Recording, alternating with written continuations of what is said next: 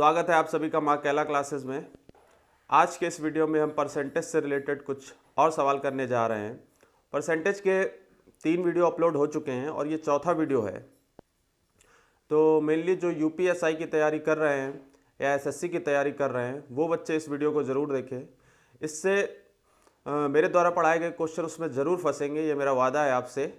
तो आप वीडियो ज़रूर देखें। चलिए देखते हैं आज का हमारा पहला क्वेश्चन क्या है। हमारा पहला क्वेश्चन है कि चमन लाल अपनी मासिक आय का 20% भोजन पर, 30% वस्त्र पर तथा 15% मनोरंजन पर खर्च करने के बाद 700 रुपये बचा लेता है, तो उसकी मासिक आय क्या है। पहला क्वेश्चन, चमन लाल अपनी मासिक आय का। देखिए, मानना पहले तो सबसे पहले से सवाल में आपको पता होना चाहिए कि कोई भी व्यक्ति है उसकी आय अपने आप में 100% होगी। तो आय कितनी है? आय हमने मान लिया कि टोटल 100% उसकी आय है। ठीक है। अब उसमें से 20% भोजन पर, 20% उसने भोजन पे खर्चा कर दिया, प्लस 30% वस्त्र पर, 30% वस्त्र पर खर्चा कर दिया तथा 15% मनोरंजन पर, 15% मनोरंजन पर उसने खर्चा कर दिया। उसके बाद 700 रुपये बचा लेता है। पहले आप देखिए ये टोटल कितना हो गया, 50, और ये 65% उसने खर्च कर दिए अलग अलग चीज़ों पर। तो अब 100% उसकी आय थी, 65% खर्च हो गया, तो बचा कितना? तो बचा बराबर 100 माइनस 65, तो बराबर ये हो गया 35%।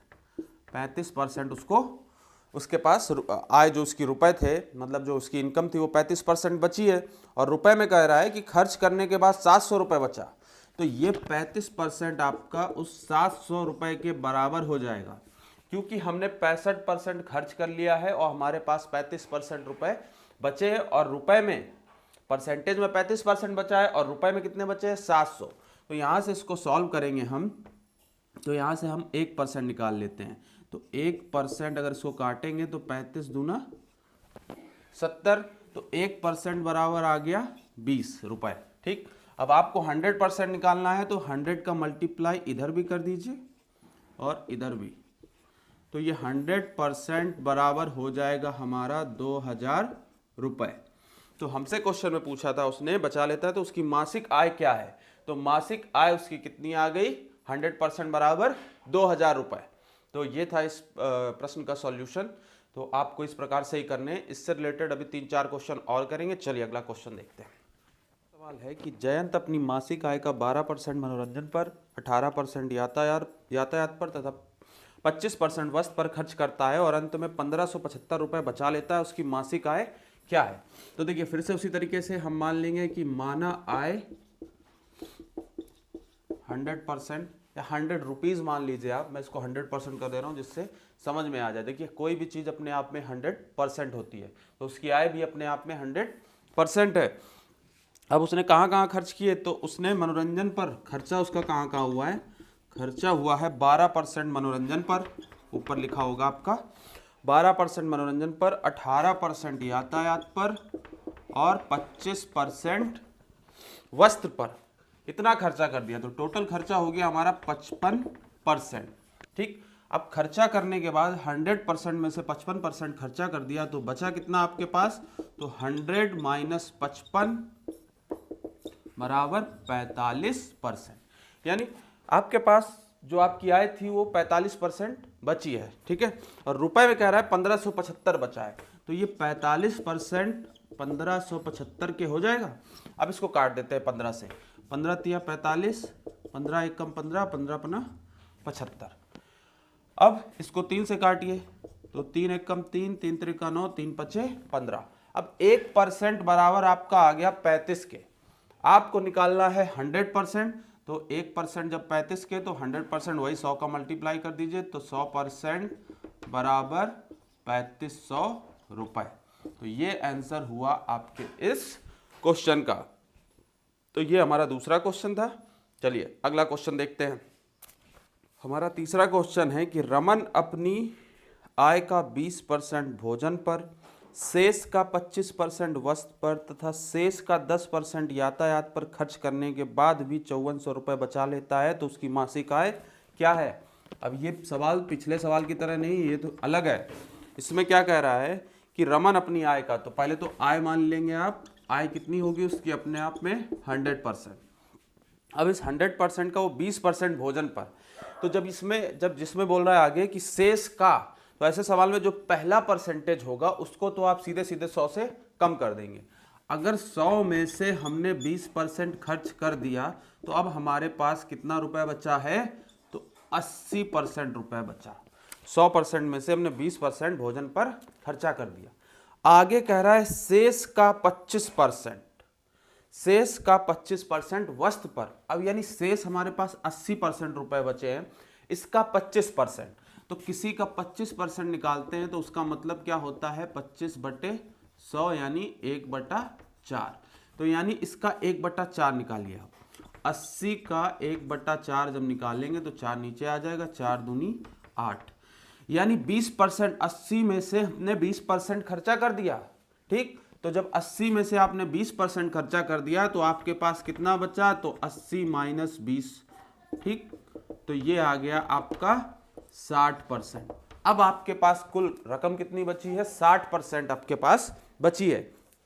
अब कह रहा है शेष का 10% यातायात पर खर्च कर देता है।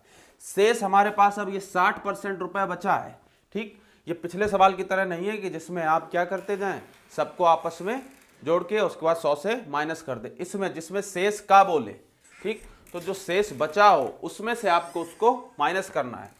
तो अब इस 60% में भी कह रहा है कि 10% यातायात पर खर्च होता है। 10% यानी 60 का 10%, किसी भी चीज का 10% निकालना हो तो एक संख्या बाद पॉइंट लगा देते, तो 60 का 10% कितना आ जाएगा, 6। यानी 60 में से आप 6 माइनस करिए तो आपके पास रुपए कितने बचे हैं, तो यहां से आंसर आ जाएगा 54% रुपए आपके पास बचे हैं। तो अब आपसे कह रहा है कि करने के बाद 5400 रुपए बचे। परसेंटेज में हमारे पास 54% रुपए बचे हैं और रुपए में कितना दिया है, तो ये दिया है 5400 रुपए के। अब ये 54% 5400 के बराबर हो गया, इसको आप काटिए तो 1% बराबर आ गया हमारे पास 100। और हमको क्या निकालना है, हमको उसको टोटल आय निकालनी है 100%, तो यहाँ भी 100 का मल्टीप्लाई और यहाँ भी 100 का मल्टीप्लाई, तो 100% यहाँ से हमारा निकल आ गया 10,000 रुपए। तो इस प्रश्न का यही आपका उत्तर हुआ, ठीक है। चलिए अगला क्वेश्चन इसी तरीके का एक और देखते हैं। हमारा चौथा सवाल है कि एक व्यक्ति अपनी आय का 30% भोजन पर, 20% बच्चों की शिक्षा पर तथा शेष का 60% घर के किराए पर व्यय करता है। उसके पास आय का कितना प्रतिशत शेष बचा है। तो देखिए आप आय मान लेंगे 100 है, 100%, इसमें से अपनी आय का 70% भोजन 30% भोजन पर, तो जब 100 में से 30% आप खर्चा कर दिया आपने तो आपके पास बचा कितना, 70% आपकी आय बची है। 30% भोजन, 20% बच्चों की शिक्षा पर। अब इसमें कोई शेष का नहीं बोल रहा है, वो कह रहा है कि एक व्यक्ति अपनी आय का 30% भोजन पर तथा 20% बच्चों की शिक्षा पर। यानी हमें क्या करना था इसमें, हमें इन दोनों यानी जो 30% है और जो 20% है, ठीक, इन दोनों को हमें इससे माइनस कर देना था, क्योंकि ऐसे शेष का इसमें अभी नहीं बोला है। उसने बोला एक व्यक्ति अपनी आय का 30% भोजन पर तथा 20% बच्चों की शिक्षा पे खर्चा कर रहा है। तो ये बच कितना गया, ये कितना आंसर आ जाएगा आपका यहाँ पे, यानी आपके पास अभी भी 50% आय बची है। आपने 50% को भोजन पर 30% और 20% बच्चों की शिक्षा पर खर्चा कर दिया। तो कह रहा है तथा शेष का 60% घर के किराए पर। शेष यानी ये जो 50 है आपका, ठीक, 50%, इसका 60% आपने किराए पे खर्चा कर दिया। अब 60% का मतलब परसेंट हटेगा नीचे 0, इसको काटिए 3/5, यानी 3/5 आपने किराए पे खर्चा कर दिया है। तो इस 50 का आप 3/5 निकाल लीजिए, तो 5 एकम 5, यानी कि आया 30%। यानी 50 में से आपने 30% को किस पे खर्चा कर दिया, तो किराए पर। तो 50 में से जब 30% खर्चा हो गया तो आपके पास कितना धन बचा, तो आपके पास धन बचा 20%। अब इस 20% में आप रुपए में वो बता रहा है उसके पास आय का कितना प्रतिशत शेष बचा। इसमें रुपए रुपए में कुछ नहीं पूछ रहा है, वो हमसे पूछ रहा है उसके पास आय का कितना प्रतिशत शेष बचा है। तो आय का अब उसके पास कितना प्रतिशत शेष बचा है, तो 20%। यही हमारा आंसर हो गया। ये चौथा सवाल था हमारा। कह रहा था एक व्यक्ति अपनी आय का 30% भोजन पर तथा 20% बच्चों की शिक्षा पर, तो 30 20 50, डायरेक्ट 100 से माइनस कर दिया तो 50 आ गया। उसके बाद कह रहा है शेष का 60%, तो 50 का 60% आपको ऐसे नहीं निकालना है तो आप ऐसे भी निकाल सकते हैं। 50 का 60%, नीचे 100, 0 0 0, 5 6 30, यानी कितना आ गया, 30 आ गया। तो इस 50 में से आप क्या करिए, 30% को माइनस कर दीजिए तो आएगा आपके पास 20%, यानी आपके पास जो शेष आय बची है वो कितनी है, 20%। ये हमारा चौथा क्वेश्चन था। चलिए आप लास्ट क्वेश्चन देखते हैं आज का।